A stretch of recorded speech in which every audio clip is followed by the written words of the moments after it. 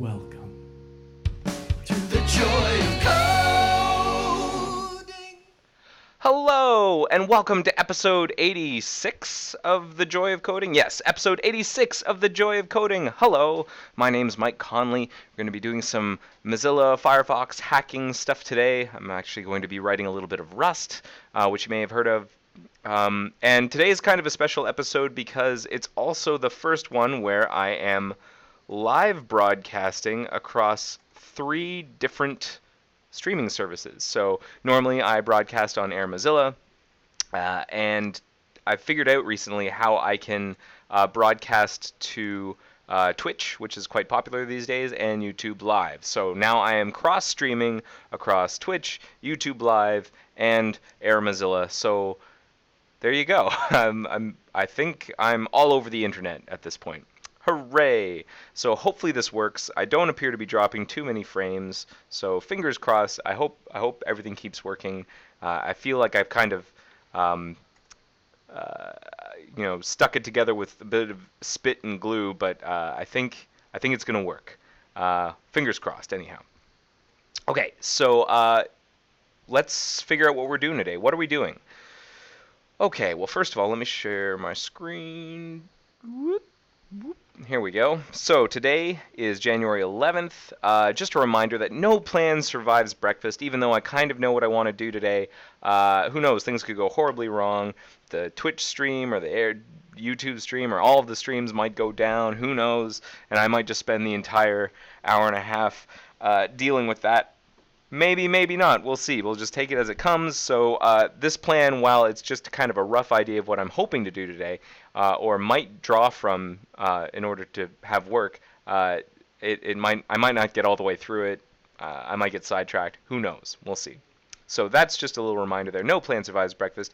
Just a quick check to make sure everything's working. Yes, I'm audible. Yes, you can see me, and I do still appear to be streaming across all 3. Good. So here are links in case you don't want to use Air Mozilla anymore. You've been using it in the past, and you want to go to other places. These links, which are probably not clickable for you if you're watching this through a video player, are actually part of this agenda that I've laid out. And hey, guess what? That agenda is accessible to you. I've made a link to this agenda available on Air Mozilla. If you scroll down, there's an additional link section.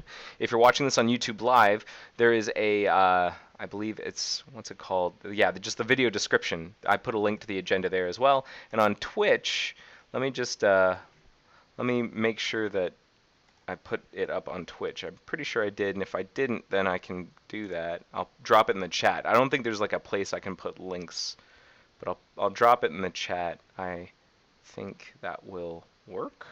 Fingers crossed. So here we go.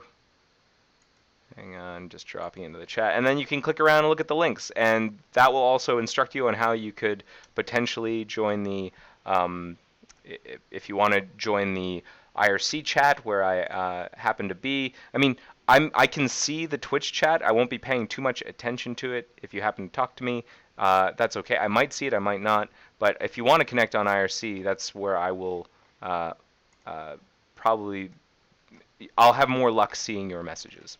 So there are instructions in the agenda on how to do that, and it's in the chat. Okay, so let's keep going. So what is going on today? So for the people who are seeing this for the first time, maybe you're watching this on Twitch for the first time, YouTube for the first time, we were working on something last week where I was writing my first patch for a Mozilla project for Firefox that was written in Rust. And I'm new to Rust. I've done like the hello world. I've done some exercises, but I've never written anything substantial in it. I've read quite a bit of it.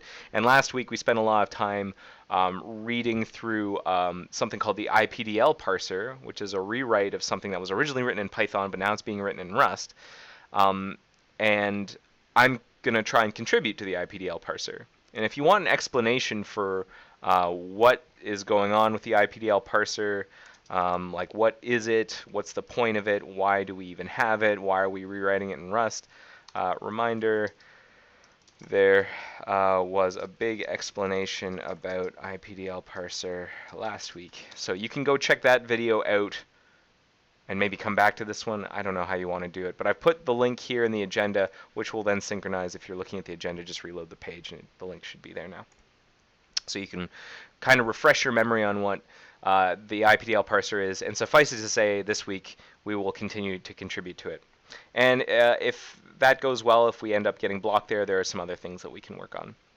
So let's get started. What do I have any updates about the project? Because we started it last week. We started. We were hacking on some IPDL stuff in Rust last week, and it went okay. And then I landed, or I put up a pull request, and that pull request, I was like so happy. We were adding some logging and stuff using nvlogger and the Rust logging stuff, but it turns out that the it nvlogger and using logger involves a lot more, like there's more compilation time. We're trying to keep compilation time short because doing the IPDL parsing is part of our build pipeline for Firefox. And so the faster we can make sure that the parser itself builds and the faster that the parser itself will function, the better.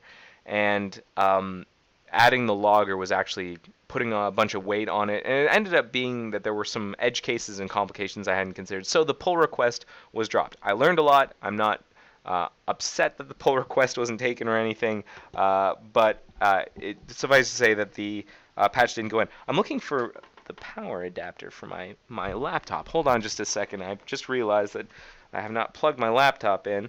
I'm at 70% battery power, and if I keep going on like this, I will eventually run out. So there we go. Hold on.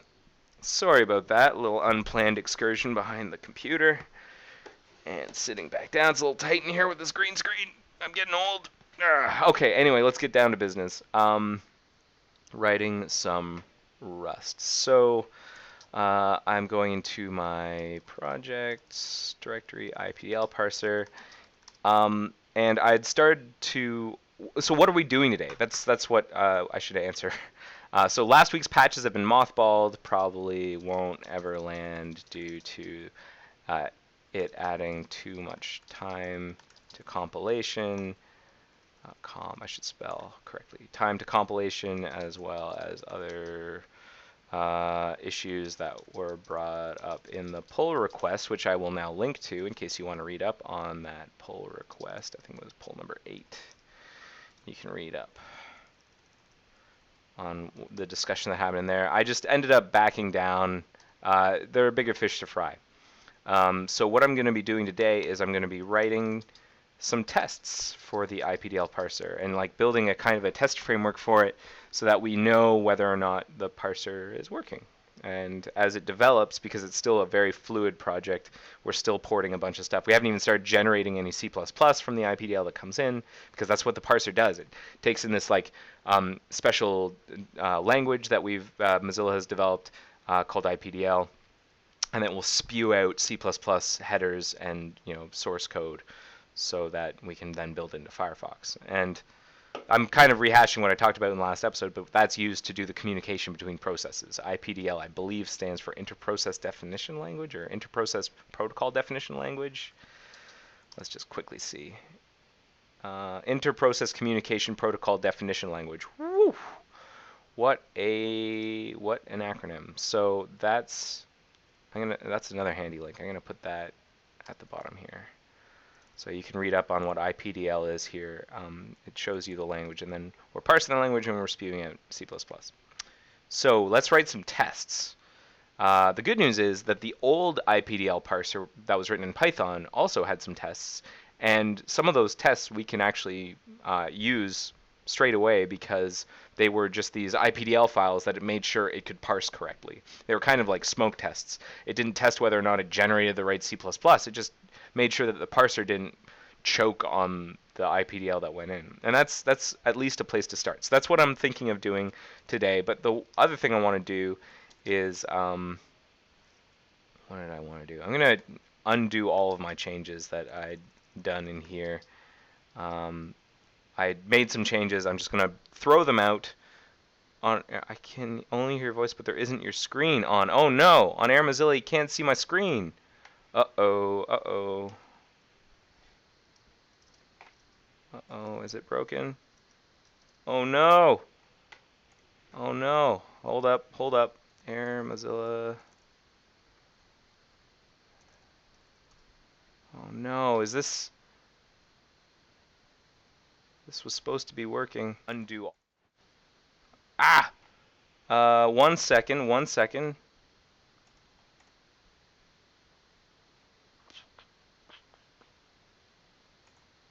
How is this broken? Just 1 second while I try and sort this out. Maybe this has something to do with how the stream is being cloned.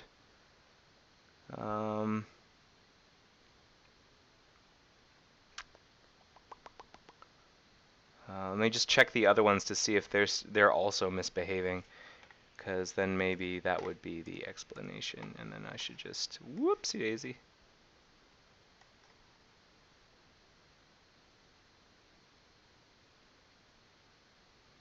Oh no, yeah, none of the videos going out.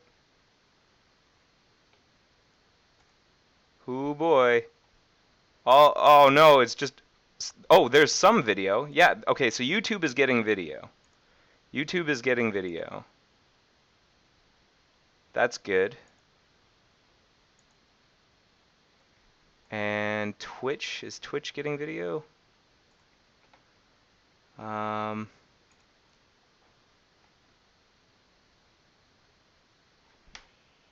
man, I really apologize. I think I ended up dropping a lot of frames, and that may have, oh yeah, I'm dropping like crazy frames. Hold up, hold up. I'm gonna stop streaming. Start streaming.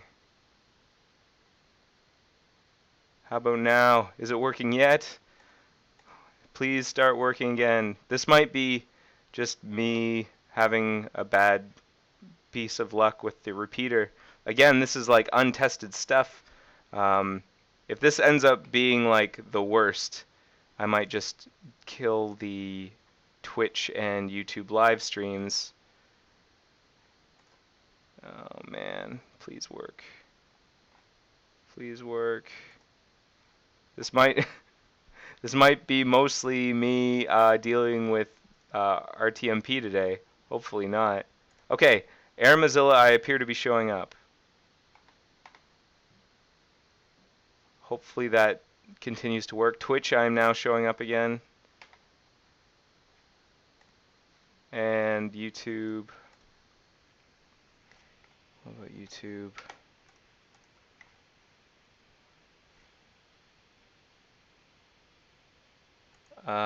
It should be, I'm showing up still. Or I'm showing up again.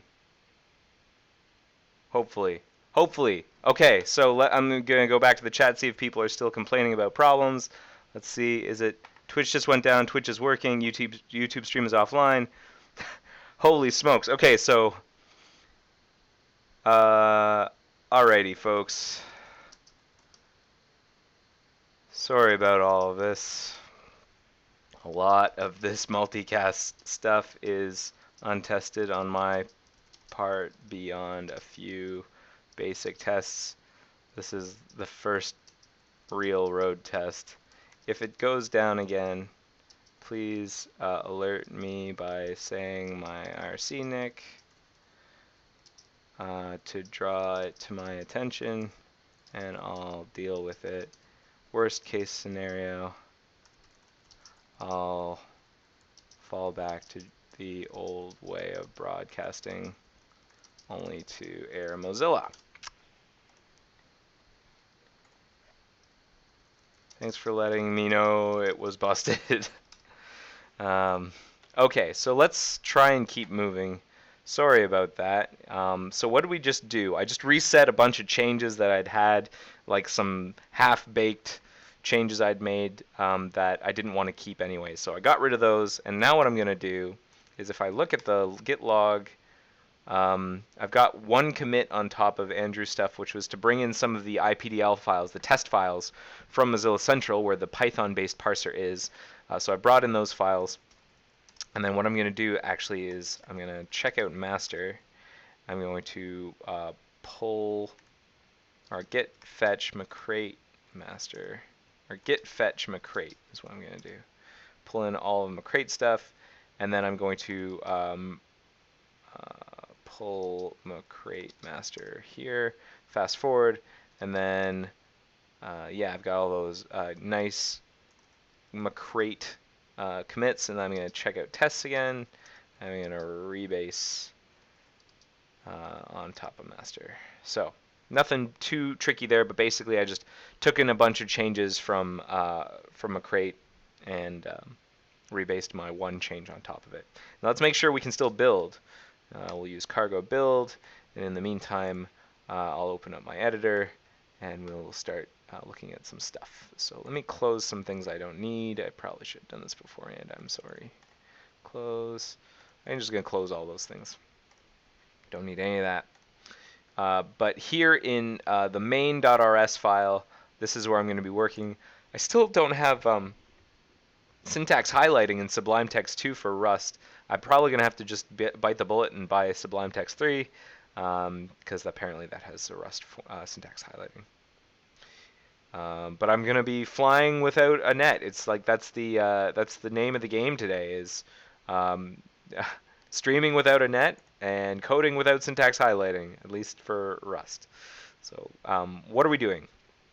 So whenever we were talking about, when I was talking to Andrew McCrate about how I wanted to write tests for this, the way we figured it out is I was going to take this main function, where right now the main function is what's being executed when you run the binary, we enter the main function, we do all this stuff.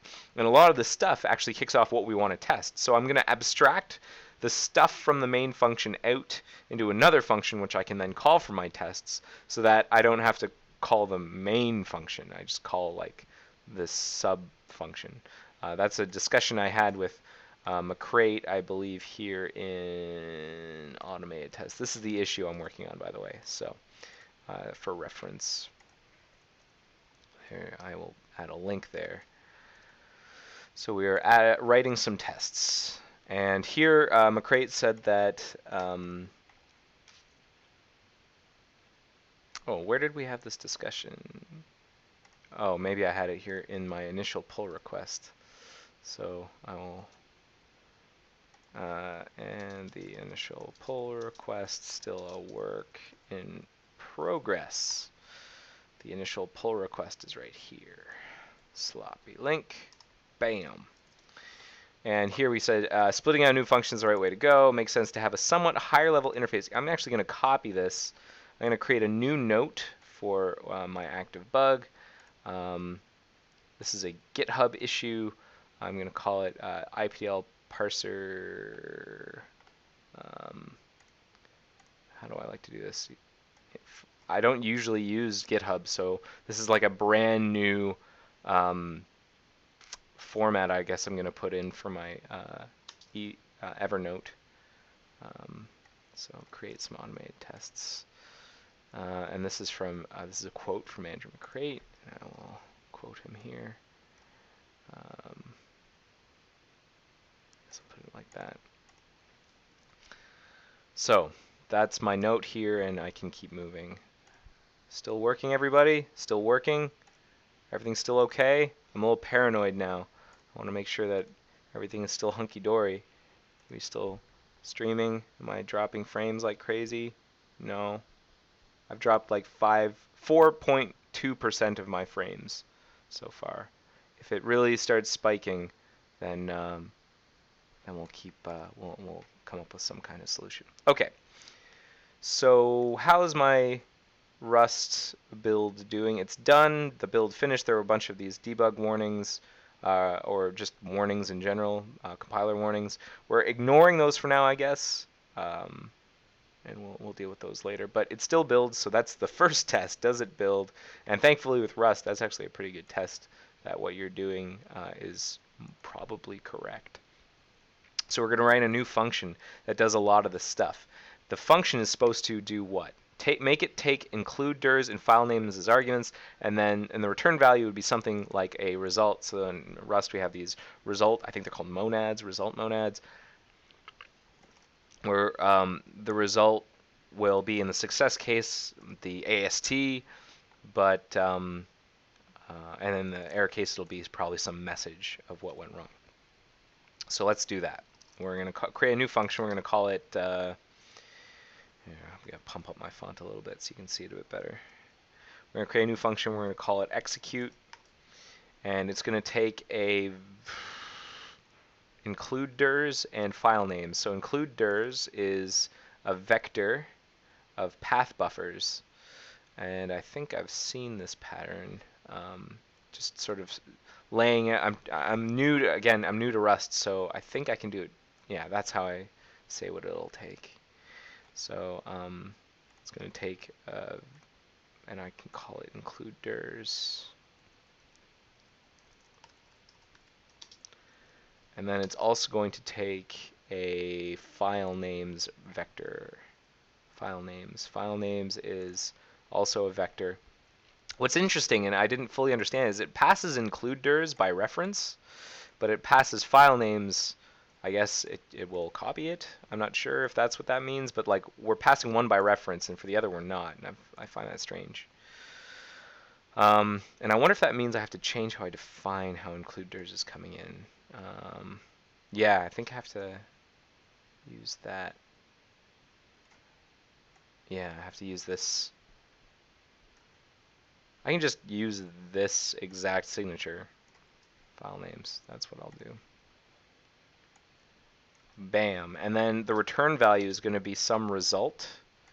Do I have an example of that being done here? Yeah, a result where we return, yeah, a translation unit and a string. That's exactly right. Translation unit and a string.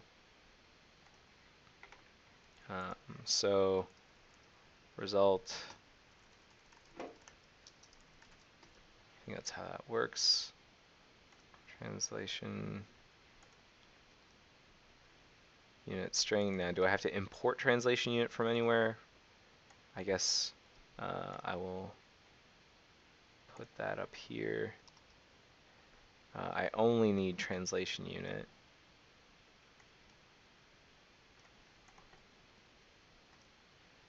Maybe I just do that.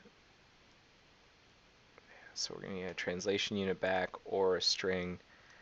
So let's just have this be return error. Whoops. I think that's valid. Error is gonna make it so that the return value of the result will be an error and it will have a string of whoops. Let's see if that compiles. I think it will.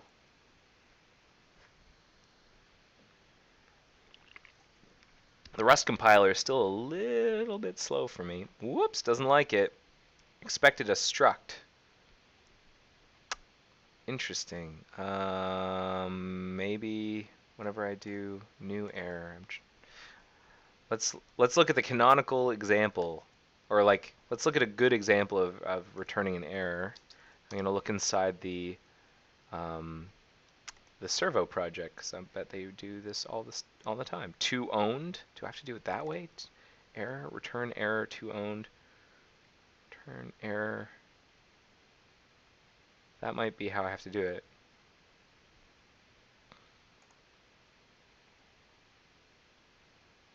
Return error, and then I'm gonna put a quote there. In Rust. Yeah, to owned is that one example. Man, the GitHub searching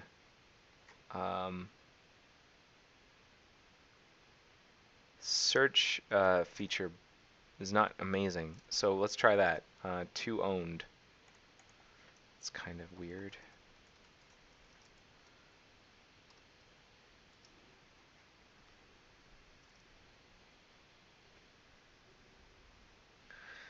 Let's see if it likes it. It does, although it said that there's an unused file variable here. Yeah, that's right. I haven't done anything in here. We just return whoops. So now if we happen to call our function now, let's make it so that's the first thing we do. Let my result equal execute. Actually, we'll do it after we've got our vectors. And then include dirs. Again, I don't know why we're passing by reference there. I'm just going to keep the pattern. If we end up changing it, we'll that we'll just change it. And then I'm gonna my result expect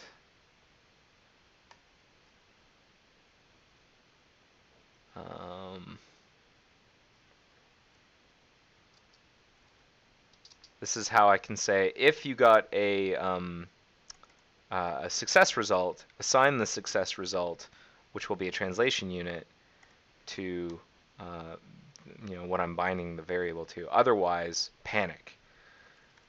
And so I should panic because I'm just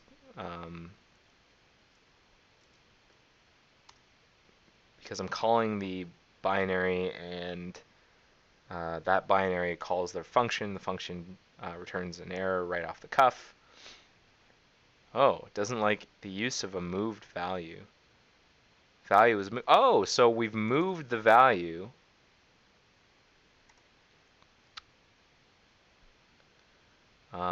Let's get rid of some of this other stuff, at least for now. I'm just going to comment it out.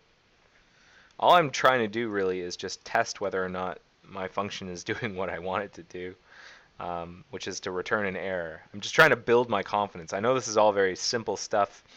While we're waiting, I don't know if you noticed, I have a special beard on today. This is my last day. I had a beard last week. I'm shaving off the beard tonight, but this is the deal I made with my wife about having a beard.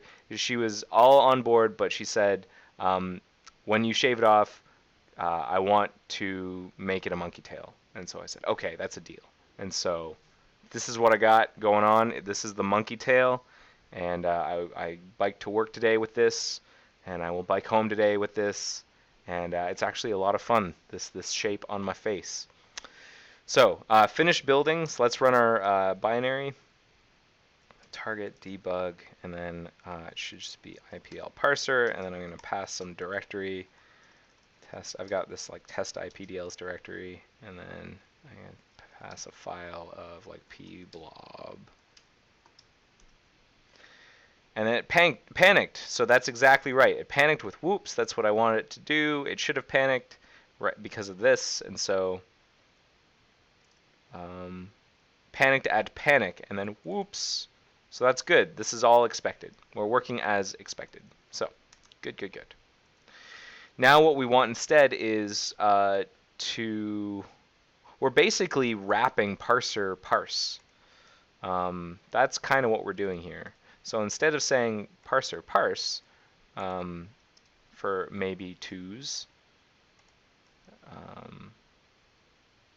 I'm going to say execute.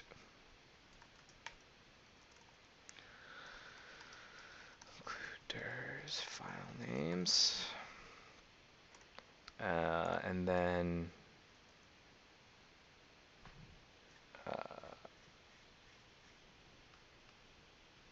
we're going to just return that. So right now we're just wrapping that, because I believe parser. Now that I think about it, that's kind of silly. Well, parser parse returns a hash map. Oh, it returns a hash map. It's an option. Parser parse returns a hash map, which is an option, which is either some or none, not a result of success or failure, or error or okay, but it's a hash map. So I was misunderstanding the structure of the function. So it returns. Let's look at McCrate's request again. And return value would be something like result that string right now would return something. The AST, but in the long run, it'll generate code and not return anything. The AST, I don't know if, I guess, is none. Parser parse is going to return, what was the, it's going to return a hash map. So maybe that's what he's talking about. Return either the hash map or an error string. So not a translation unit, but a hash map. So like that. The result will either be a hash map or a string. So if we do that, then we can say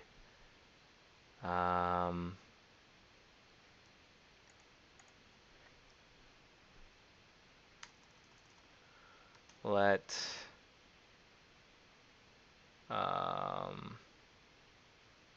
parser result equal that, and then if, or maybe I could just like match parser result. I'll say sum sum TUS, then we will return okay. Otherwise, none. And when it returns none, then what's the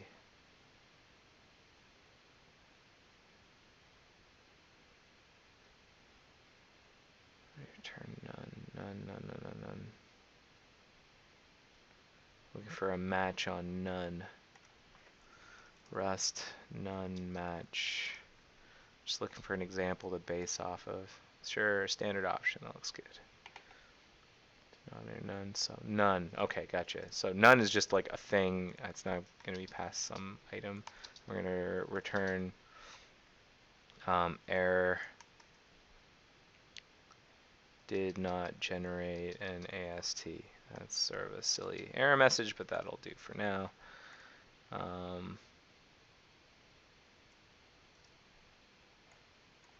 Maybe I can just get rid of those braces too. Can I do that? Will it like, whoops, see daisy. And I guess, is that okay? Maybe I'll do it this way. Instead of doing return, we're going to return the match, return parser result. I might even be able to do this. I can make this even more concise.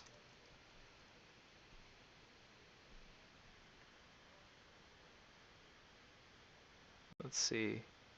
It's kind of silly we're doing all this work just to wrap parse essentially in like make it return a result instead of a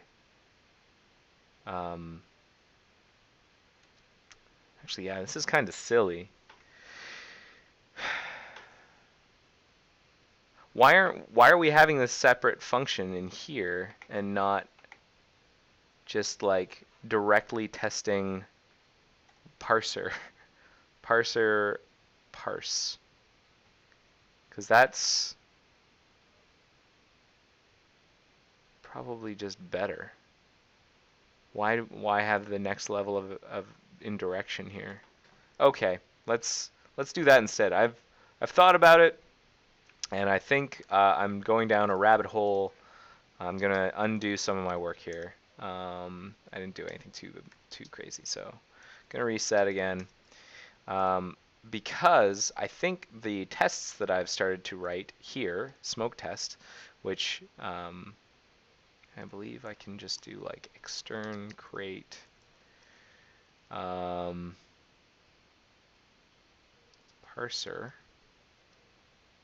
I think I should be able to just like call a function in here. Like if I say parser, I'm going to have some pub function foo print I printed, and then yeah, that'd be a print line, and then in my test I think I can just do like parser foo, and then it will do this assert equals. Let's see if that works. Cargo build, and then we'll do a cargo test, and it should run our test. And if that's the case, well, then you know, I think I've sidestepped having to like abstract out that one function. I'm kind of meandering a little bit if it's not immediately obvious. I'm doing a lot of meandering. And that's because I'm not really confident with my Rust just yet. I'm not really confident contributing to this project. I'm hoping that just helping to write some of these tests, I'll build my confidence. But that's why it's going a little bit slower than normal. Is build failed. Couldn't find the crate, extern crate parser. Interesting. Is that because it's supposed to be brought in? It's a module, it's not a crate. So maybe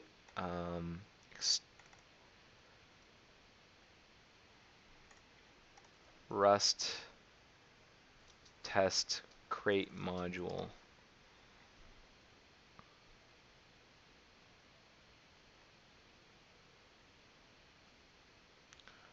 Test submodule.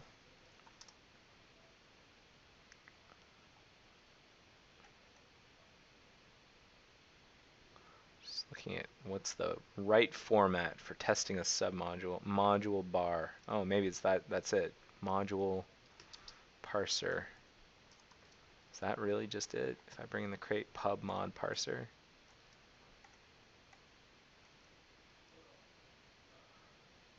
Or maybe I can do ipdl parser.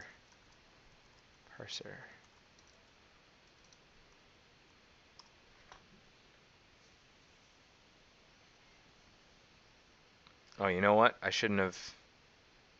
I think if I do cargo test, it will compile the test file or the test module. And that's what I should be doing, not doing cargo build. That's going to build the project itself. Excuse me. And this is not what I want. I want to do cargo test, yo. So I'm just going to write that, make it accept that. So it's doing that now. It's compiling it. Compiling the ipdl parser. Tests. Let's go. Hey, there we go. What happened to my sounds again? Always whenever I want to play a sound lately, my sounds are broken. I'm going to have to like rejig this thing. Okay, so it works. Did it test it worked, and did it print my thing out? No, but it didn't assert. I have a feeling like maybe standard out's being captured or something. No capture, yeah. Test output communication, no capture. Cargo test, oh, dash, no capture.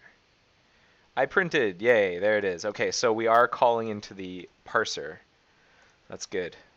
So we can directly call, actually, parse. And we can pass in our include ders and our file names. Great. So here's our test file, and this is what I'm thinking that this test will do. Or that's I'm starting to, in my head, I want to kind of get a sense of how these tests should function. Let's see if I can find some good inspiration here. Servo. Is there a test directory? Yes, there is. Unit. Let's look at style. Stylist. So we have these tests. It's interesting, they don't describe what the tests are doing. They have a name that the function name kind of describes what the test is doing, but they don't put a lot of documentation into each individual test.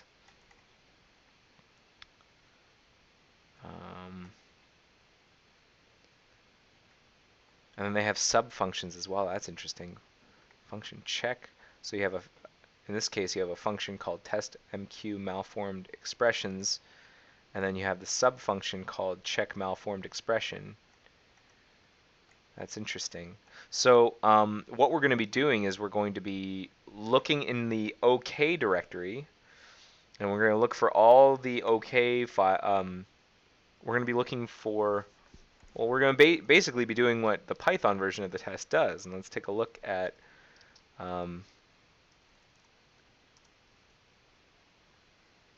let's look at what it does. When it runs, it creates a temporary directory, and then it will spec file name, extend spec file name, init.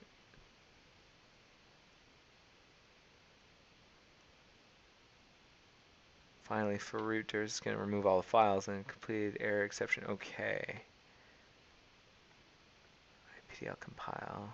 So in run tests is how the tests are going. OK test case. So what it'll do is it will create the OK suite.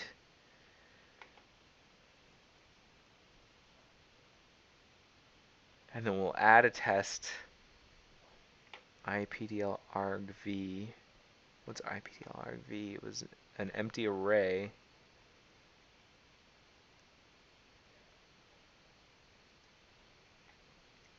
Creates an OK test directory.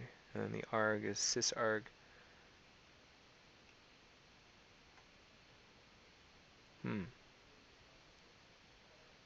OKdir. Sysargv and then errordir. Okay, so an argument, a directory, and we include the OKdir. We do an arg, and then for arg, I think it's every if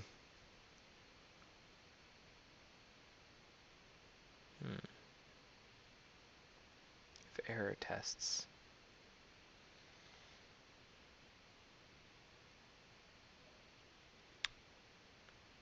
Where error tests equals 1. If error test equals arg. Error test equals 1. Oh, it's so weird. OK test equals arg. OK test equals 1 and then continue. So what we do is we get this big list of arguments after we have the OKdir and the errordir, and then we get a bunch of files that come in. Basically the list of all of the files under OK and error, but they're separated. So the error tests are prefixed with this string called error tests, and the OK tests are prefixed with OK tests, like the very first time. If we see OK tests, then we know that following arguments are for the OK tests, but error tests come in first. That's very interesting. So what I don't think I want to do it that way. It's kind of hard to reason about. What I think I want to do is something that's like, well, let me write some stuff down. I've decided, instead of adding a brand new function to the main module, which ends up just wrapping parser parse, I'm going to test parser parse directly. And the tests should work roughly like this.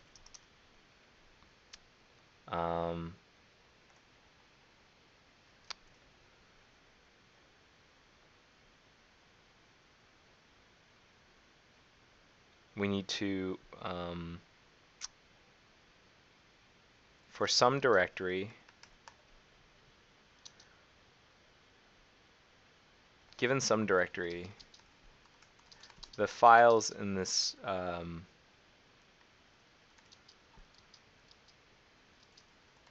should either all be parsable or all cause the parser to panic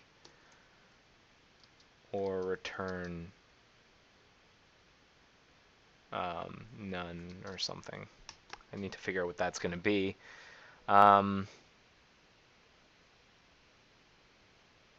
So that's pretty straightforward, actually. So we need to list all files in a directory, knowing whether or not they should pass, iterate those files, and then call parser parse for each one and check the result. Okay. Let's just do the OK test first.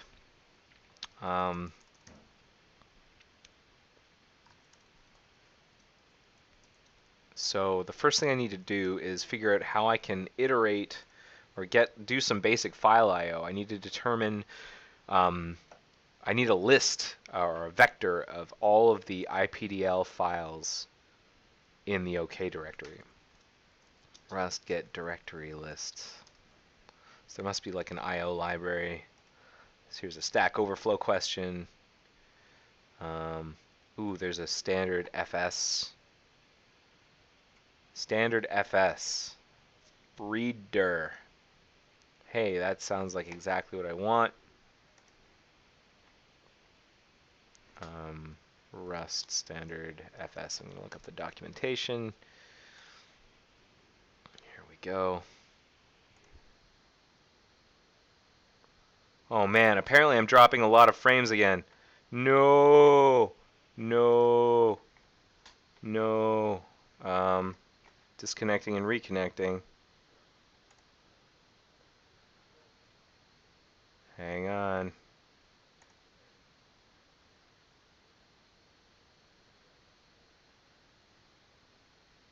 Better? I hope that's better. I was dropping a lot of frames before. I wonder, like, am I somehow taxing my machine more than normal by doing all this restreaming? I need to do more investigation. Anyways, standard FS. I want to read dir returns an iterator over the entries within a directory. That's kind of what I want to do. Yeah, that's exactly what I want to do. Read dir. And then what do I get back? I'm going to get a result.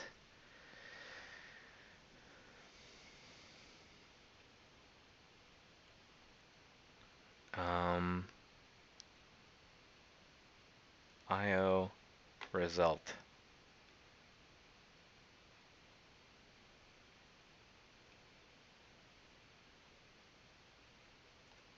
IO result.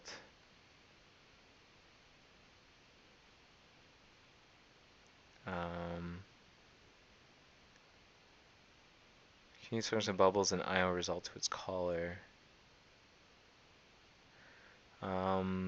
This type is broadly used across standard IO. The type is generally used to avoid writing IO error. There is a direct mapping to result. So IO error, okay.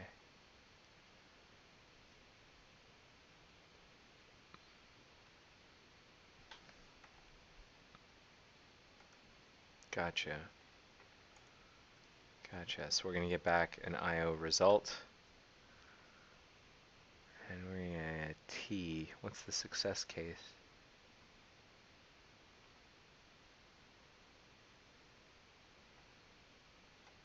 Oh. Oh, I guess a dir entry. Dir entry. Okay.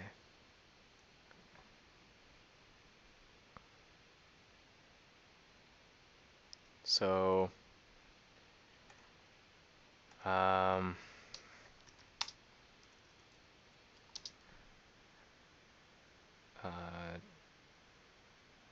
IPDL files for this set of smoke tests needs to be contained under a directory called OK.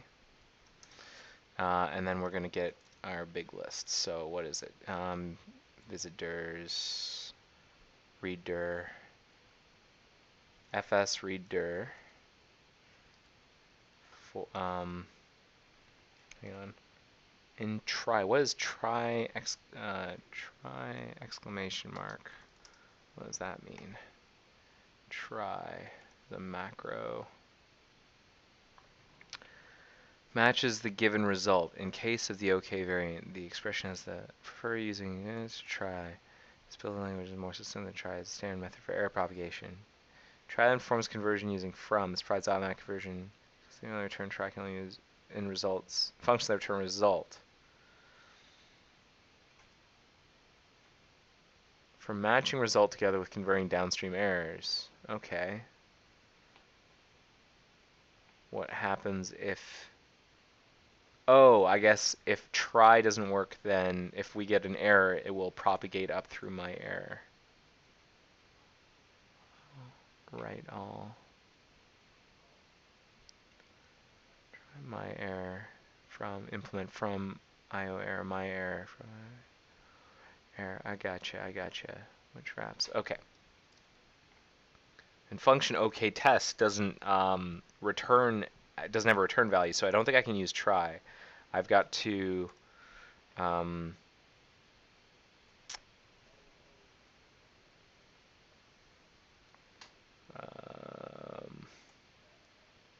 dir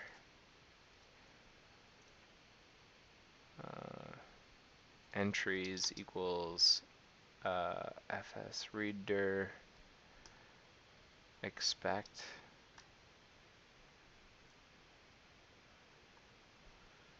should have an OK directory,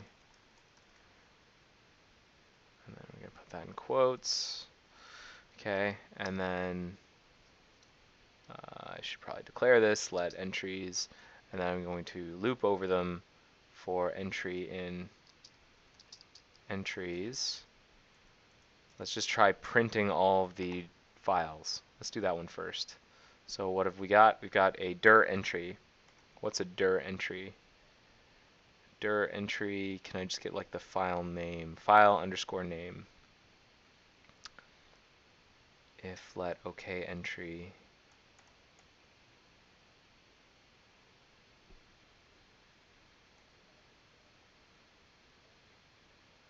This is interesting syntax. If let OK entry equals entry.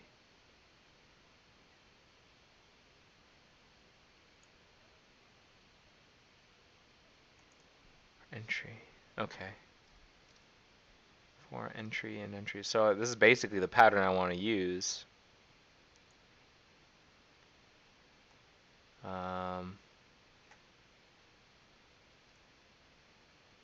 If let OK entry, then we want to print the file name.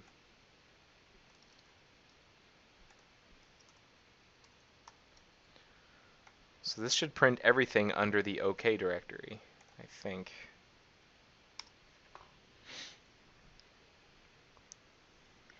I might have to bring in the, yeah, I might have to use standard FS, shoot. I have to bring that to the top. I don't know if it's standard to put use before extern. Let's see. Use goes below extern.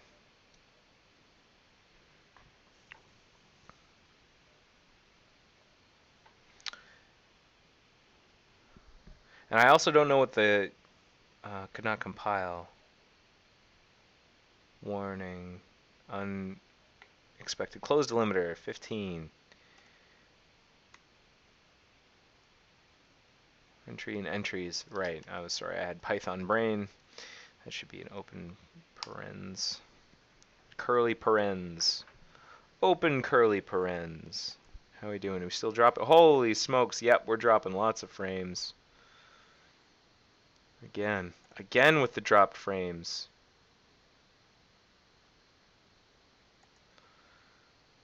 I am so sorry for the people who are watching this stream. I'll bet you this is pretty frustrating. I'm probably dropping frames all over the place. I apologize. Let me check to see if people are flipping out in chat. Sorry if the stream keeps crapping out. I'll try to do some adjustments and make it better for next time. But we'll just keep trying. Could not compile. Why not? Because there's an unresolved name. Dir. Right. Because this should be okay. I think it should be okay. Depends on where... Does the current working directory match the test subdirectory? Because if so, then okay is under there. Otherwise, we have to...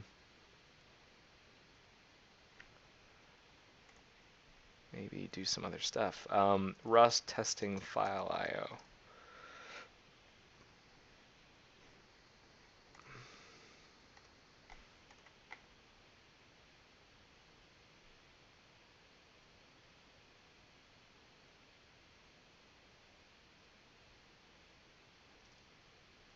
Failed. Should have an OK directory. Yes. Okay, so I suspect that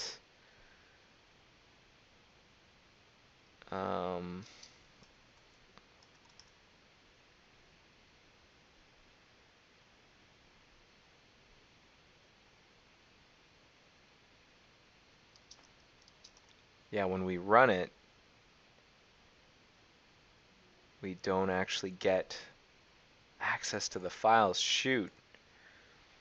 Rust test files.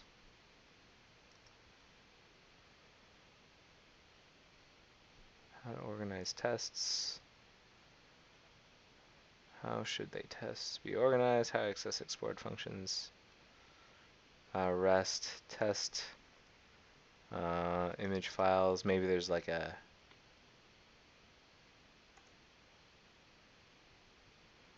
an example here. Maybe some tests.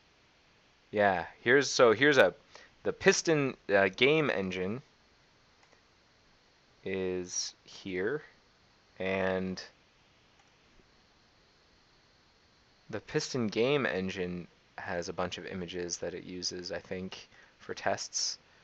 And how does it find them? Base path static string to dot tests. So maybe I'll do it this way. I'll just cargo cult this stuff. G static string to dot tests. Base path iter collect. So const base path okdir stack path but base path base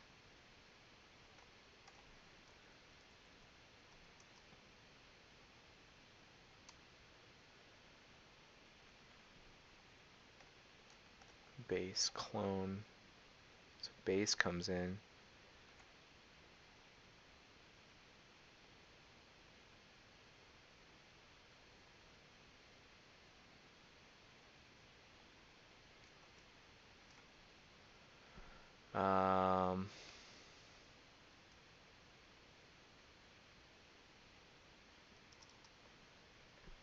Function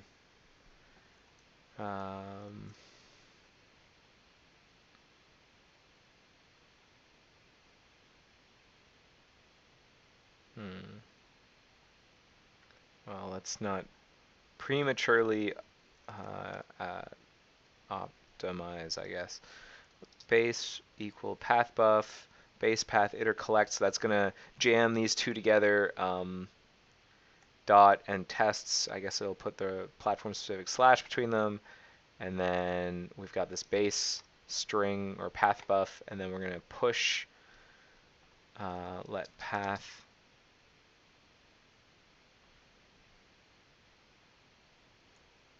or maybe I'll just do this, like let mute path dot push okdir image dir, and then read dir read create dir file open path reader, and then I'm gonna say path.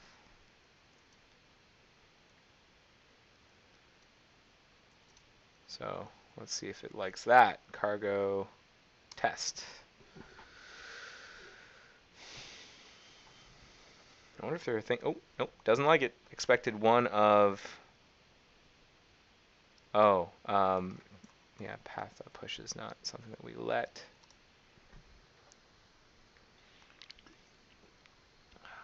Still dropping frames periodically. That's frustrating.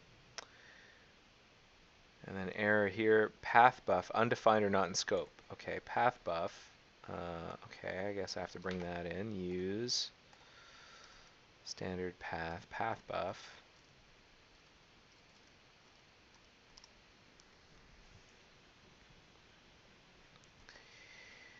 Come on, come on. Why are you so slow? Make faster. Okay, great. Hey, and we printed all of the directory, or the file lists on, printed all the entries under the directory. That's great. That's exactly what we wanted. Should have an OK directory.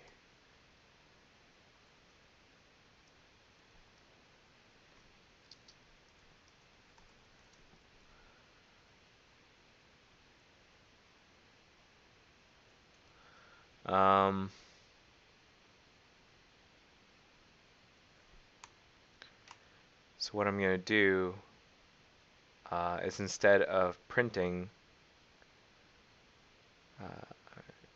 well, I'm going to say testing.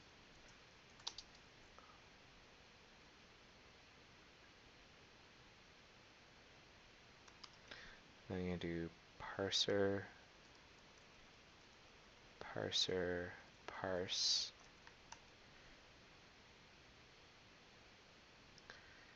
I'm going to say, then once a vector,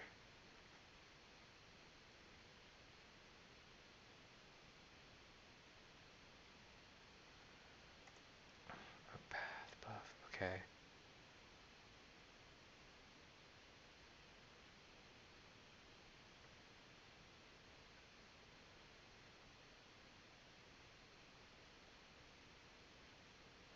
I need to construct a path buffer vector, and then can I turn an entry into a path buffer? Dir entry to a path buffer. Yes, a path.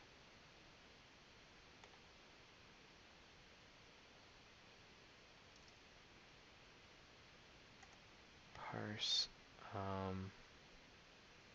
So now I need like, or instead of doing them one at a time, I can just do them all. But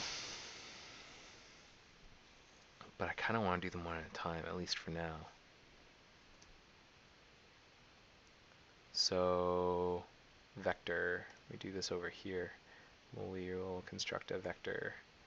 Let mute include dirs.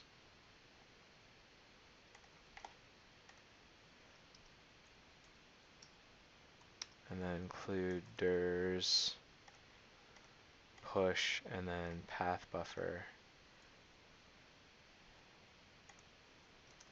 But instead of from I, we do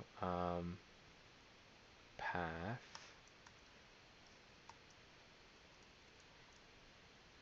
I don't want to, I think we can just do that, right? And then let mute file names.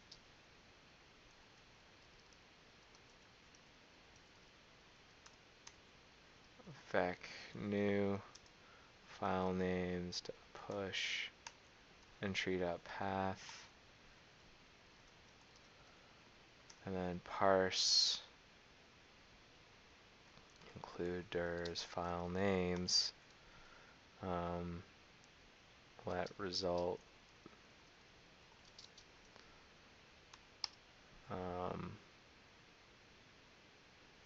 assert equal 4 and 4 again. I don't know. Just making stuff up. Let's see if that compiles at the very least. Not really.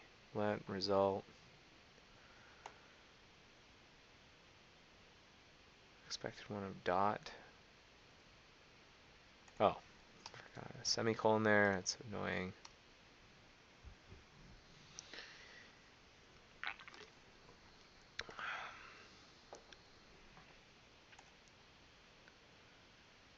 I can't remember. Nope. Path Value used here after a move. So I did a move with an ampersand. With readdir.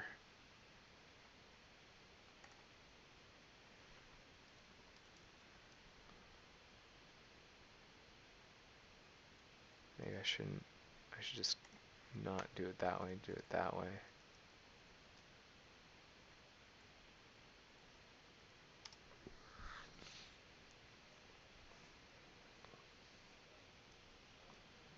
Value used here after move.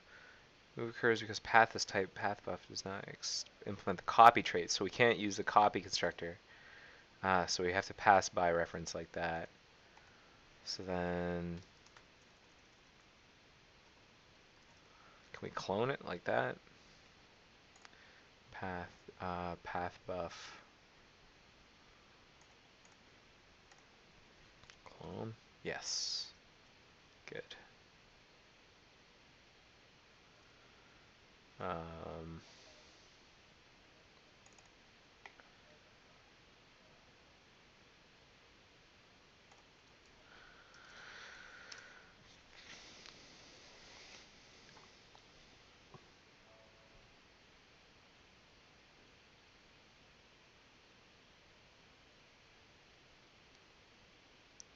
Parsing file such and such, test pass, okay. So it attempts, good, we're attempting to parse each one.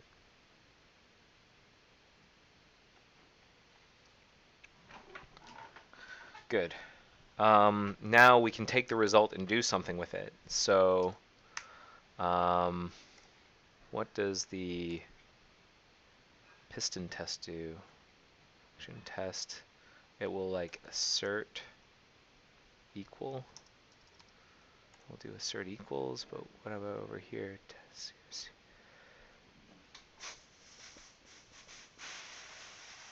It'll okay, or it will panic.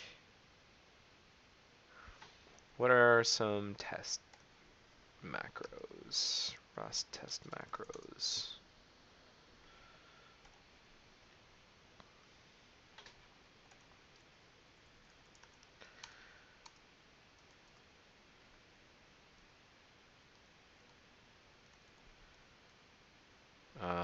Test assert macros. Standard assert.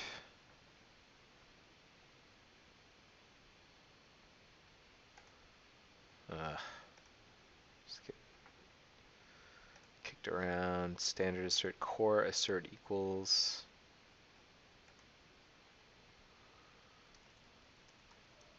Assert equals, assert not equals.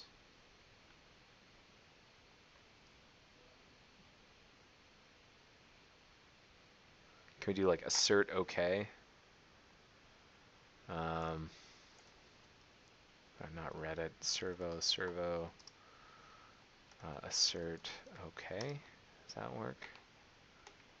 Is okay. Yeah, okay, good.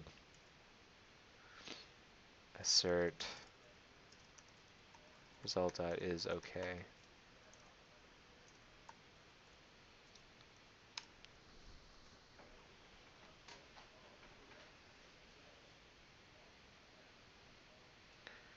Not found. Not found because it's an option, not a result. Let sum to's assert is sum.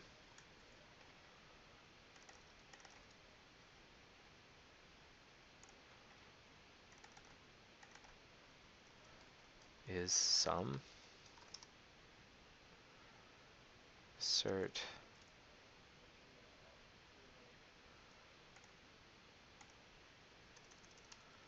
to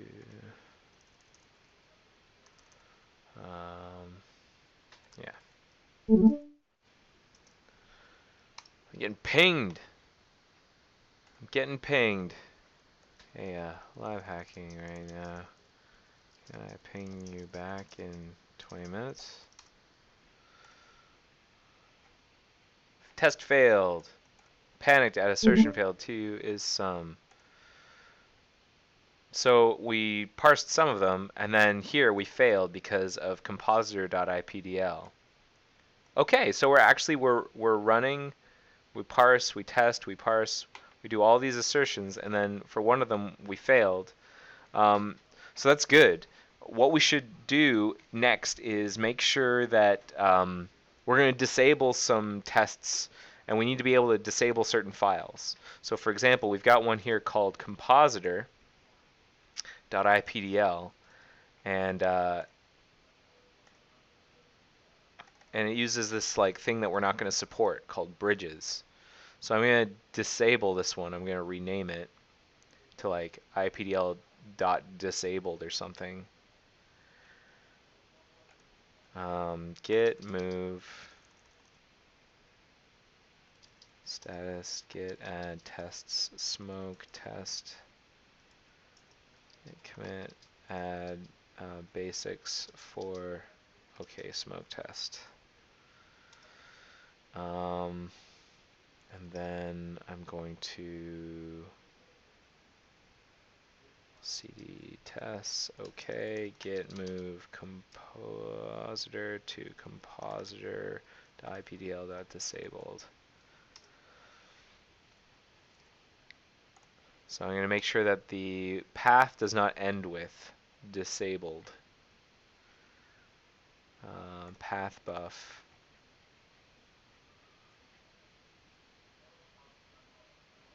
Path buff extension. Update self.extension. If there's none if there's no embedded none if file begins with none. Otherwise the portion of the file name after the final dot. Okay, so this should be disabled. Okay. So under smoke test, mute file names push that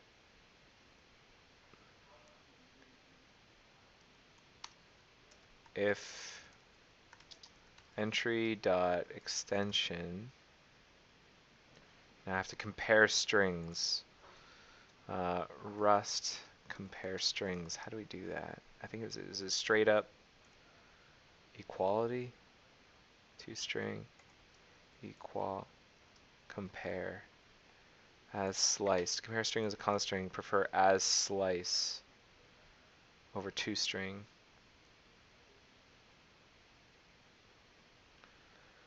As slice if entry as slice equals disabled is not equal to disabled, then we'll do this.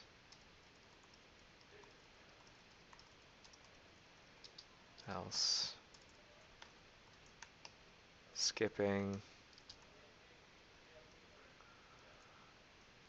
entry.file name.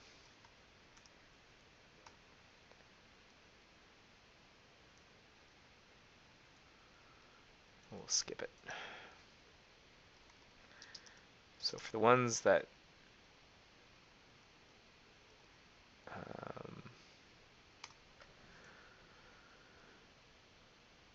have dot disabled as their extension, we'll skip. This doesn't like it. Unresolved name print line. What? Parentheses around if condition. Okay, doesn't like that. And then unresolved. Oh, print line exclamation mark. No method named extension found for dir entry. Dir entry.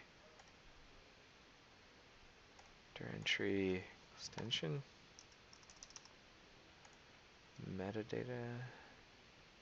Maybe I want the path. Yeah. Dot path.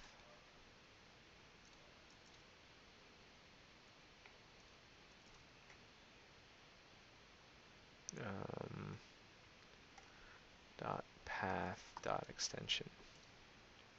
Is that good usage? Path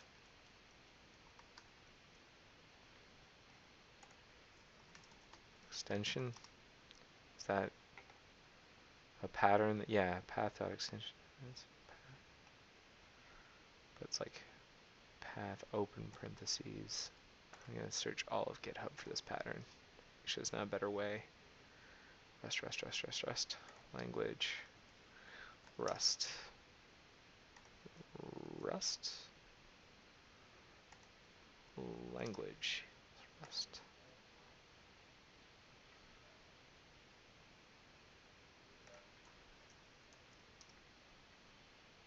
What? There used to be a path extension in Rust using language written in this language. Rust. GLPQR. Rust. Search. No, not many uses of path. Path new. Using a dir entry. Path extension dir entry.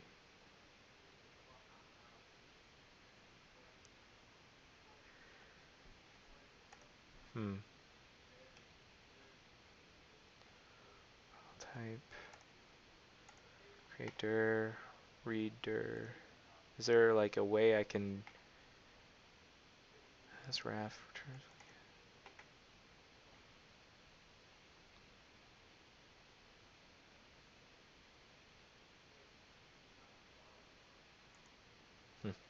Anyways, let's just see if it works.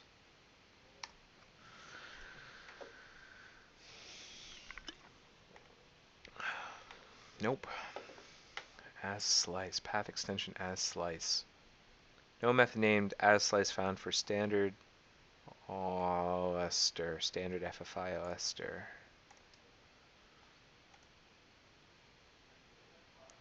Twoster.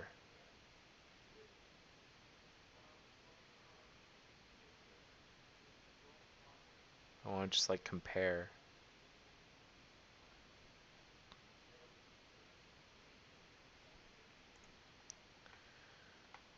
Maybe I can just do like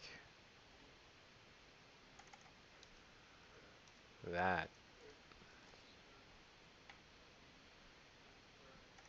Can I just do that comparison?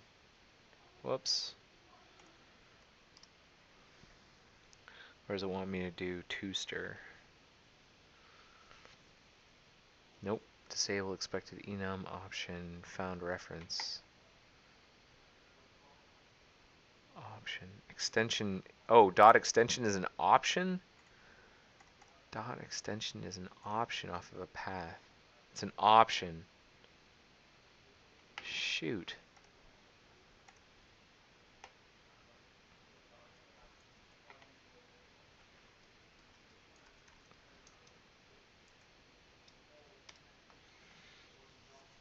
So we'll unwrap it.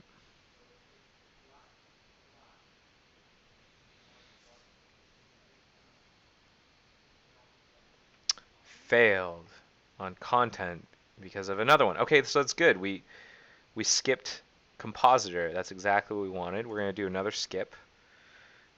Git move tests okay content .ipdl to tests okay content .ipl .disabled. We'll run again. We're going to switch, do another one for Jetpack. Git move tests okay Jetpack content. Tests okay Jetpack content .pdl .disabled. And that worked. So now we can just do cargo test. And all right, we run our tests and it worked. Okay, tests work. Good.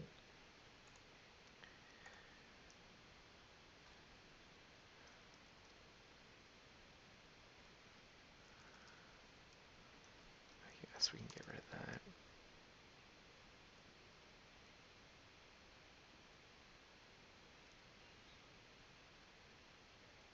Maybe I'll just switch these around.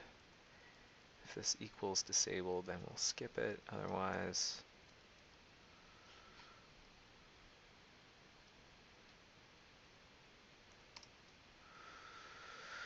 and then we'll do the error tests and make sure that we panic for each one of those, or we don't. We might panic for some. We probably won't panic, but we'll return none. I don't think we should panic. Okay. test function error tests. So it's a lot of the same. We might find a way of deduplicating this, but for now, we're going to have an error path.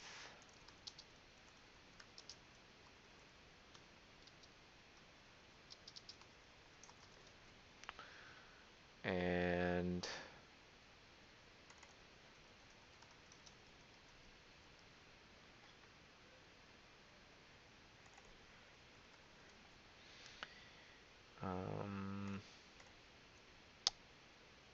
we'll skip it, and then testing each file, and then we're going to assert is none.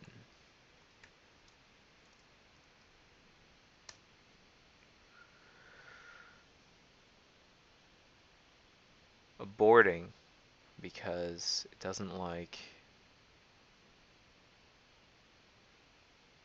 my, oh yeah, I guess I have to do that for a const. I don't know why, but okay. Build failed, error dir is unresolved because I used error path and not error dir. Do it again, do it again, do it again. How are my sounds doing while I wait for this to build? Broken. Panicked. We panicked for some reason. Parsing file array recursive, testing, parsing file bad protocol, parsing compressed CTOR, parsing thread is none. We panicked at compressed CTOR mana G. So I'm going to move that one to skip.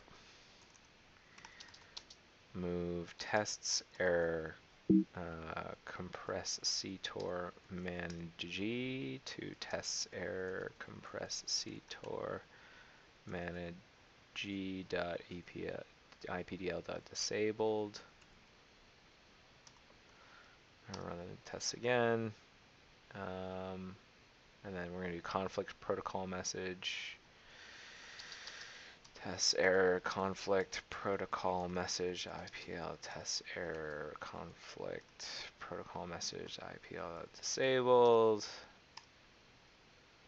And then cycle check grandchild.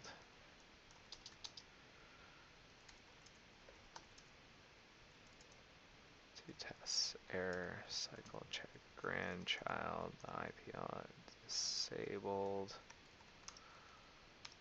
Just basically disabling all the ones that are broken. We'll fix them later, but right now let's just get the bare minimum working. Error enter message compressed to tests error enter message compressed disabled. And then manage no CTOR. Can move tests error manager no CTOR.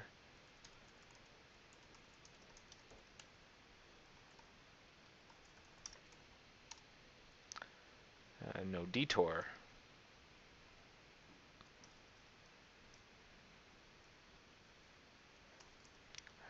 Yeah. No detour.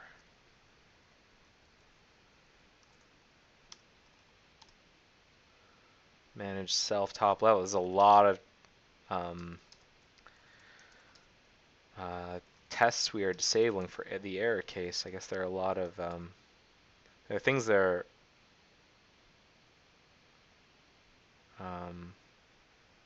we should be broken for that we're not. It's not a get command. Get move. And then message no direction. Get move test error message no direction.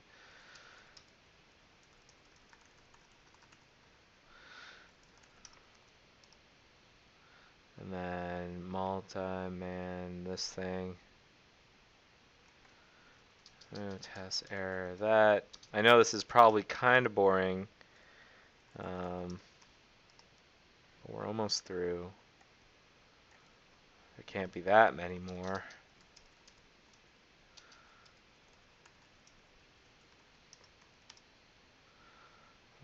Mutual rec struct.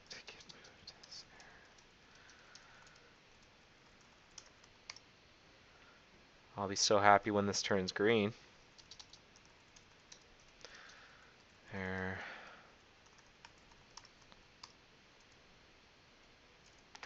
How's my Twitch stream doing, by the way? Am I dropping frames? Not too many, not too many. All right. That's good.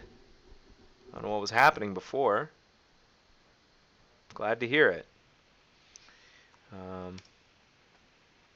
You know what it was? I have a feeling, so I had gotten paranoid before, and I was worried that this was not going to work, and I had a window open in the background that had the stream running in it. I have a feeling that that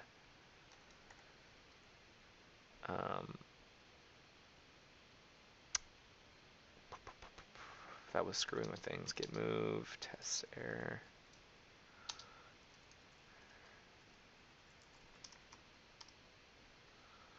Nullable.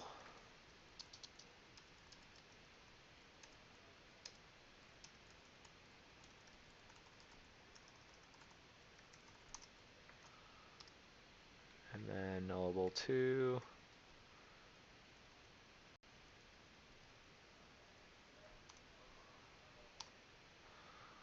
Redeclare message. Git move, test error. We gotta be almost done. Redeclare param return.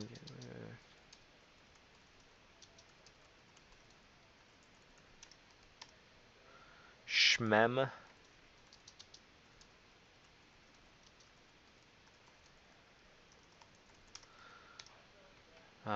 Struct redeclare.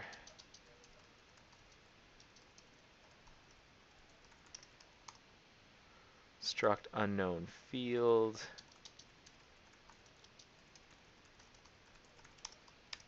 Oh. Sync message compress.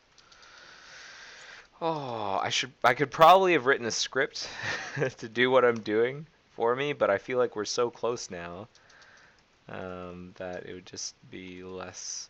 Like if I had known how many, maybe I would have done that to start.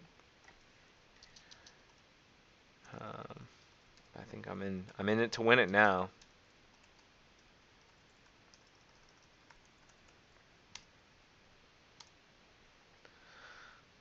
This tests error. So we're in the last quarter of them.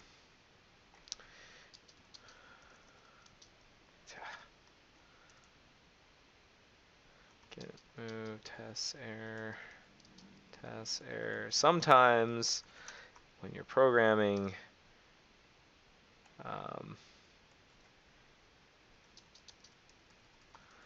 this is what you're doing.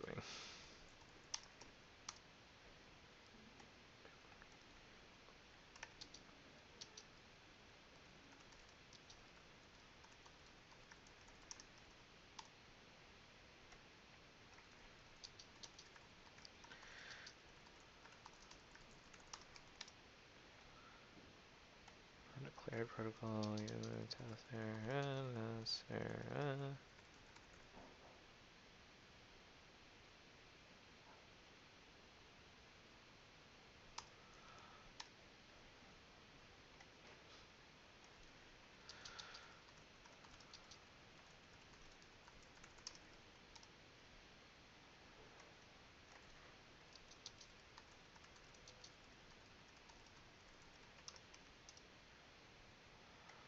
Undef. Really close. So close.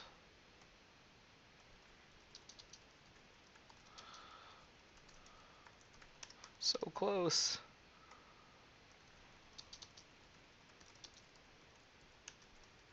Should have probably just disabled them all and then started enabling. No, that wouldn't have worked. I think we went about it the right way, but it's just kind of blows. Hooray! Now it all works. Hooray. And we're skipping a lot, like list, tests, error. I think most of these are disabled. A couple of them are enabled, but most are disabled.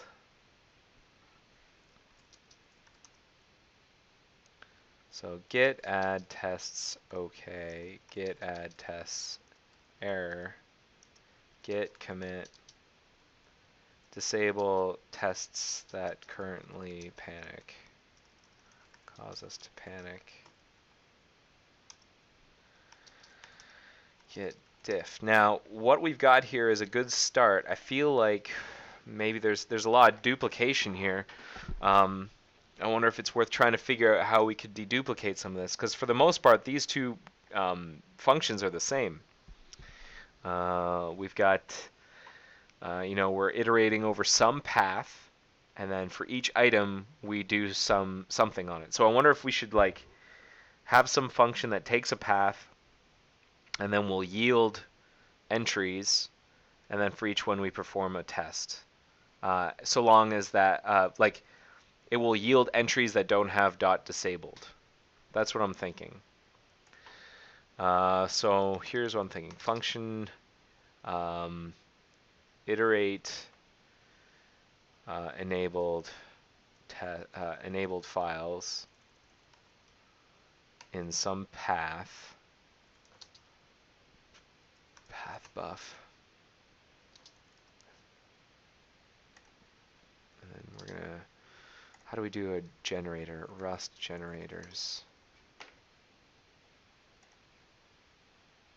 or what we want is an iterator. Implement iterator. I don't know if we want that.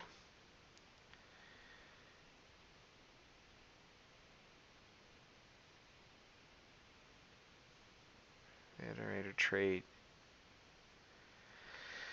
for next self.current self.next.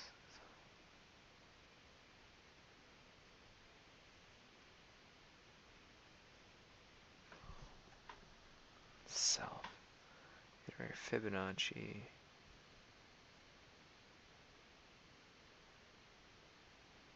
Current next self current. Okay.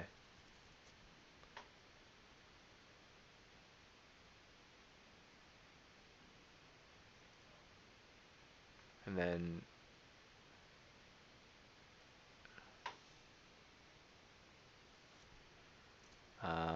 Rust file iterator.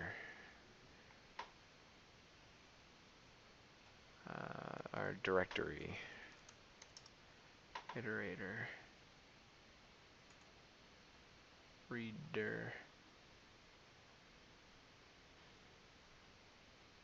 Yeah, iterator. Advanced iterator returns the next value, returns the balance and remaining length. Last nth chain, takes 2 iterators, creates new iterator, map, filter, which uses a closure term if an element should be yielded. Yeah, that's what we want to do. We want to return this.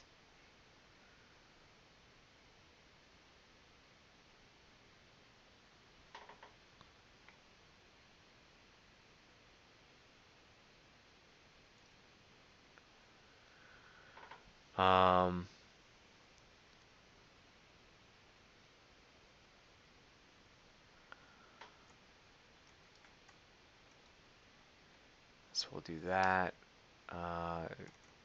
Base path, test file, path buff, path, test file, path buff, and what we're going to do is we're going to return an iterator. Entry and entries is what readdir returns. Readdir.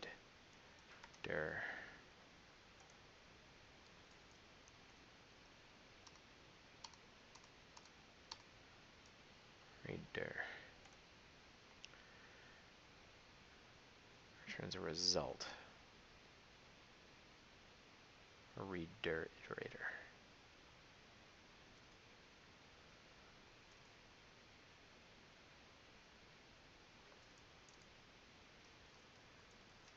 IO result, yeah.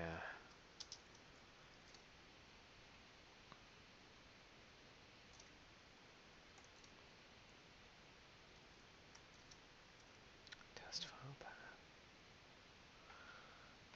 Walking directory only visiting files function.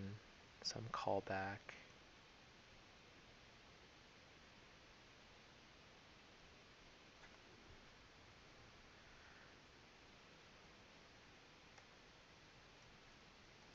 do that, we could take some callback.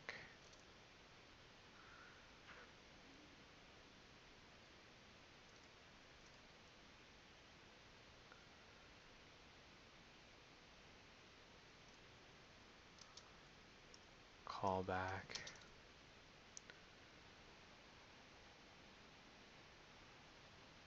Function dir entry. Some function that takes a dir entry. Instead, what's it going to take?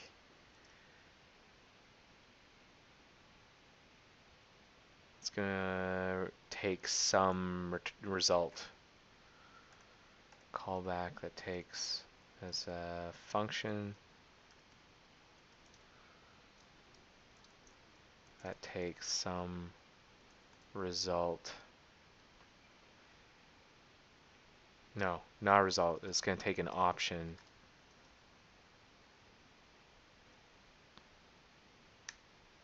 Is that even compilable? Is that even valid?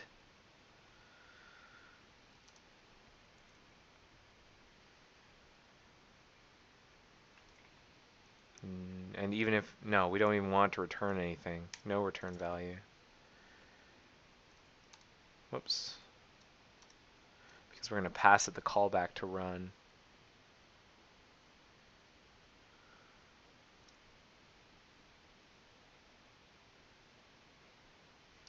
Could not compile because expected one type argument found 0. Right, so the parser parse is going to take, it's going to return an option.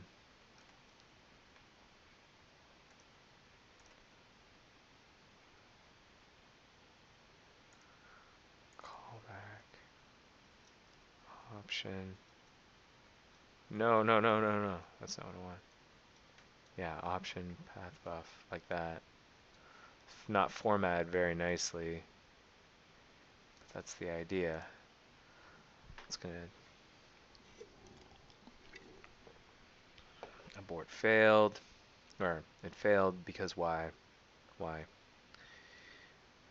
Too many parens. That's why. Almost there, folks. What? Now what? Not enough parens. Oh, I know. That should be hash map. Be that. That's what it should be. Buff translation unit option. Yeah, should be two greater thans and then a parens. Still doesn't like it. An unclosed delimiter. Ruh-roh.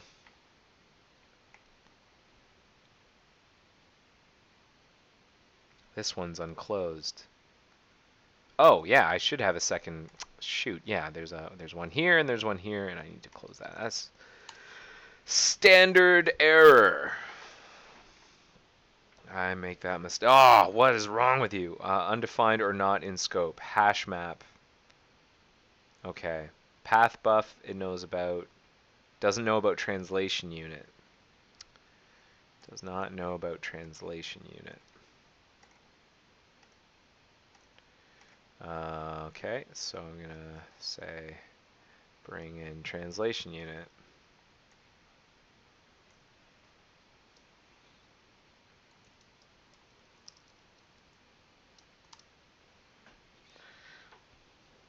How about now, brown cow? No, doesn't. Extern crate. Oh, use IPL parser. Yeah.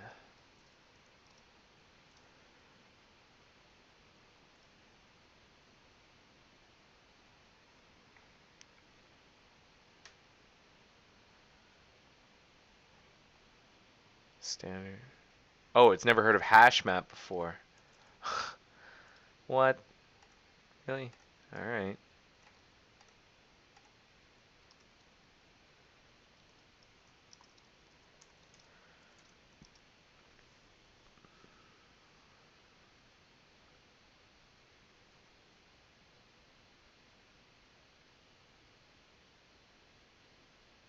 Okay, it likes that. So what I'm thinking now is that we take this path, we're gonna push test file path there.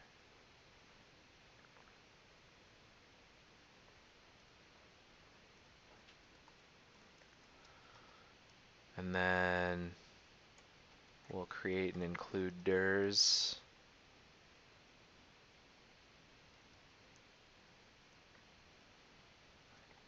And then we're gonna create, yeah, we're gonna expect should have testing directory, test file. Entries for entry, let OK. And then we're gonna skip, otherwise we will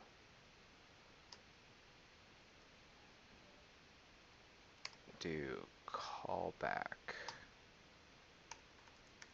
to's. So now we should be able to do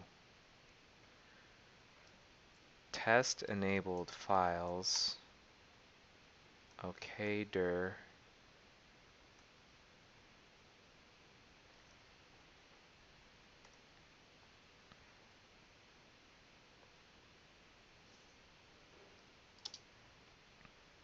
and then a callback.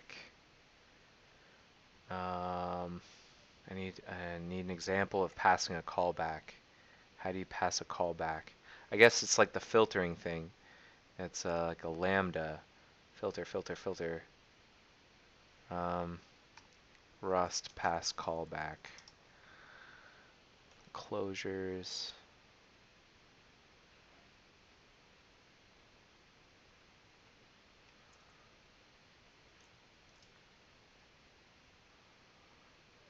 Plus one.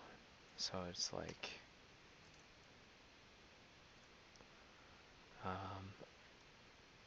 twos.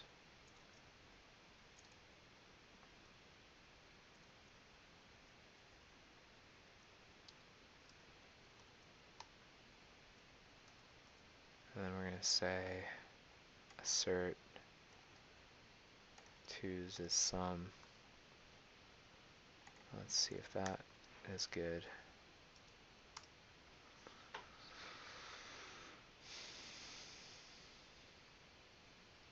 No. Switch reference. Found enum. Callback. Shouldn't take a reference, it should take an option.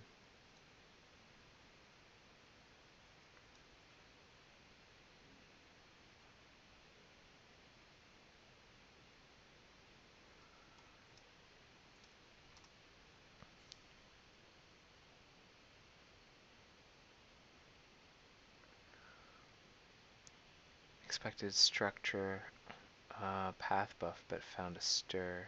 Expected a reference, found a closure. Right. Rust function.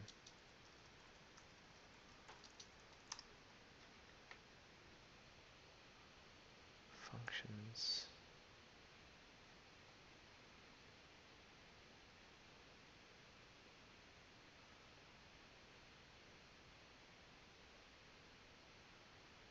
Function pointers. Realize point to functions. Let f plus 1.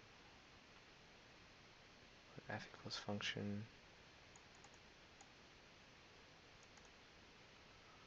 With type let f equals plus 1. Oh, okay.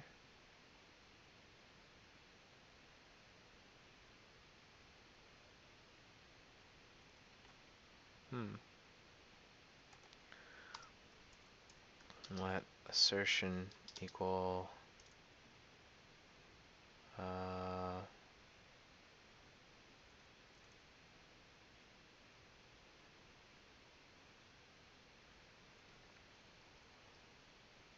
function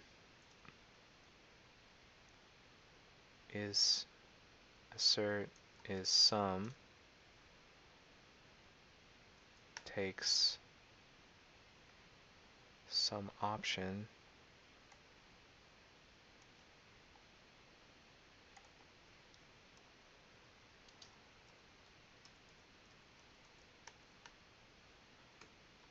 is sum. There's probably a better way of doing this. Let f equals assert is sum.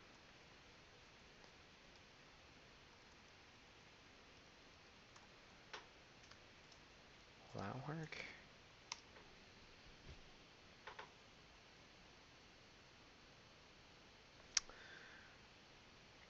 Found keyword. Expected a pattern. Oh, fn is a keyword. I can't just use fn. Assert function.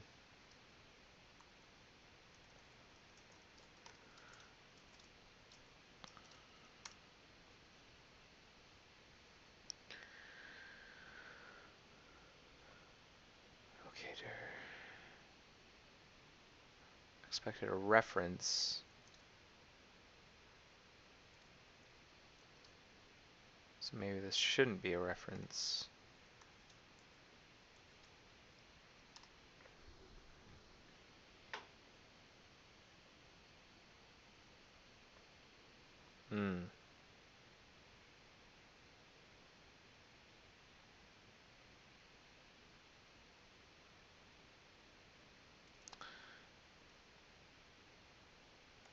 Maybe we need to pass it like that. I'm guessing. I am very much guessing. Yeah, I think that might be better. Boarding because path buff. We expect a path buff. Okay, dir. Oh, yeah. Test file path.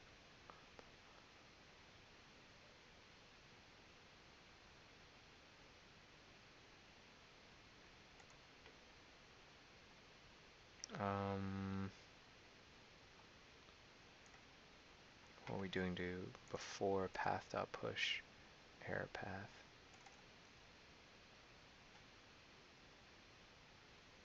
Let's make this a stir.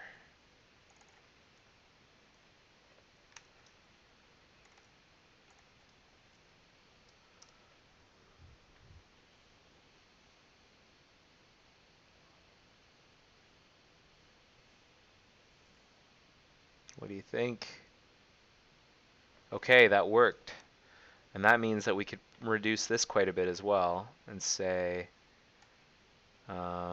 instead of doing all that same business, we can say assert is none.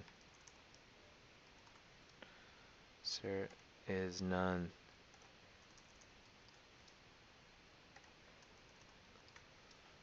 Test enabled file error dir, and then our assert function.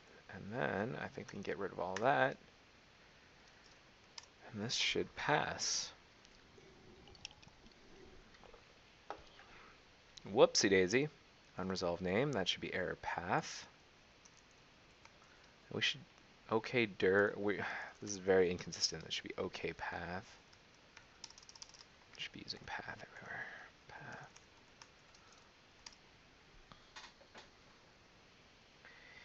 And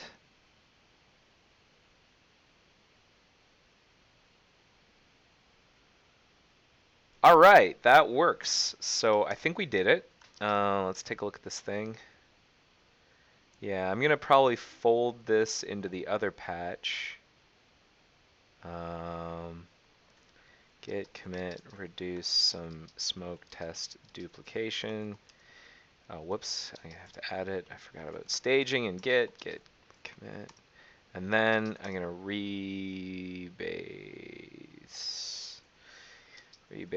not HG. I'm so used to HG. Whoops, I do that again.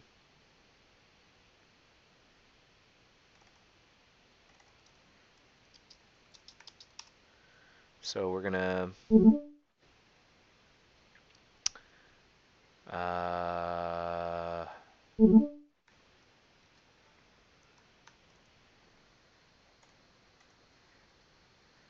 one sec. So we're gonna reorder those two, and I'm actually gonna fold these two together. Fold. Or squash. That's what it should be. Squash.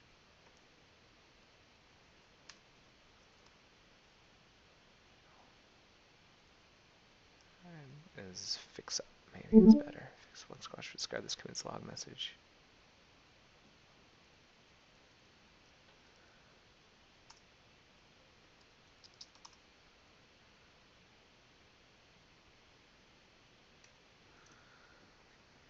Okay. So now if we push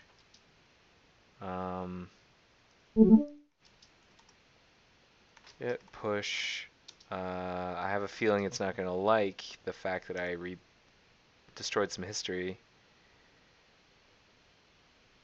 Yeah. Git push origin testing and delete that branch.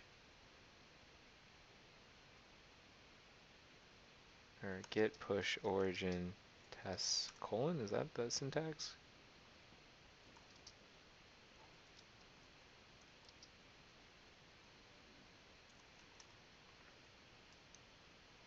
I can't remember what the syntax is. There's like a way of deleting a branch. That's what I wanted.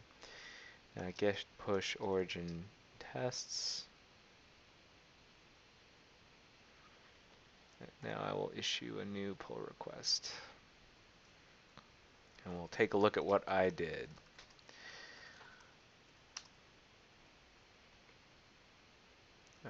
Branch tests. New pull request.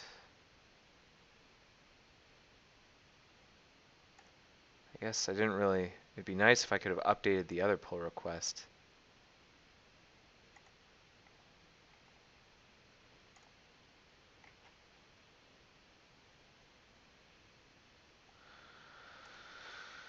Oh boy.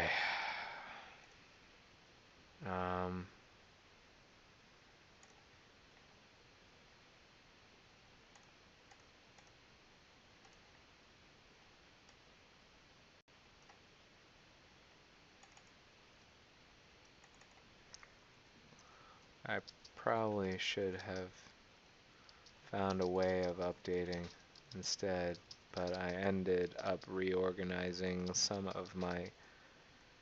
ended up rebasing some commits, and so I had to blow away my old branch due to rewritten history.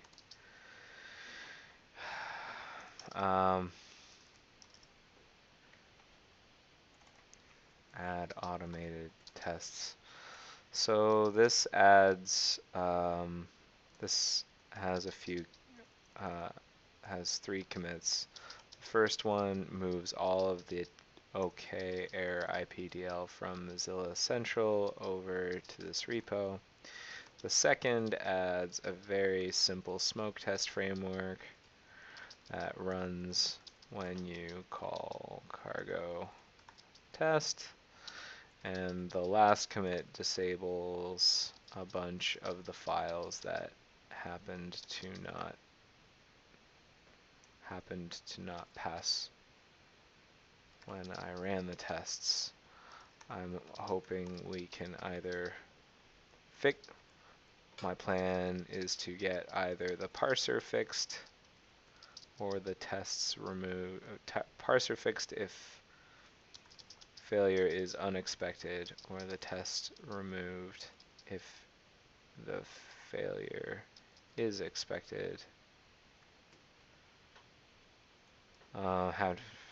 Sometimes that's because we returned none when we should have returned some. Other times, sometimes the other way around. No, I don't think it's ever the other way around. Sometimes it's because we panic. In any case, I hope we can address those in follow-ups.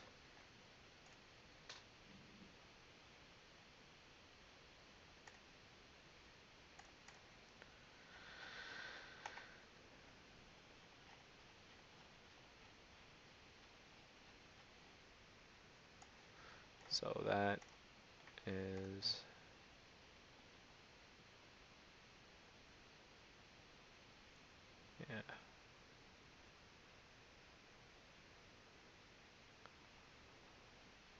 we'll see what McCrate thinks of that.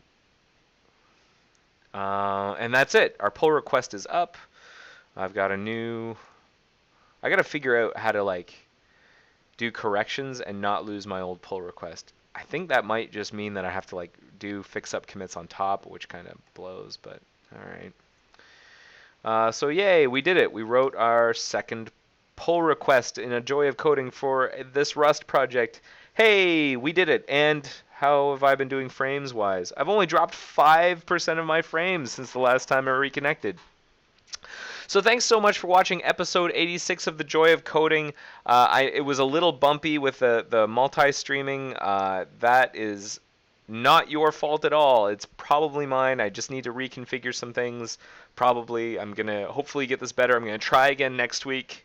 This happened the last time I started streaming, or whenever I first started streaming, I had to like find the right OBS settings and stuff. So I'm just going to tweak it a little bit, figure out how I can make this thing really work really well, and then we'll be good to go. So thanks again for watching episode 86. I want to point you out this link in the agenda. There's also, I'm going to drop it into the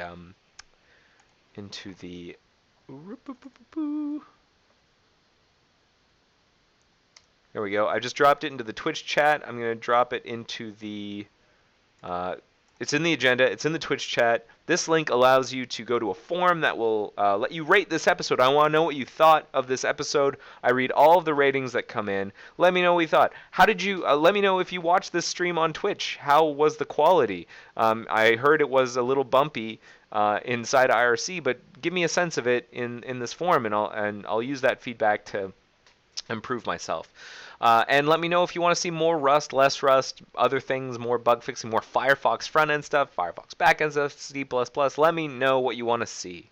And that's it. So I'm going to switch back to here. Thanks so much for watching episode 86 of The Joy of Coding. I hope you enjoyed the stream. I hope you enjoyed the monkey tail beard.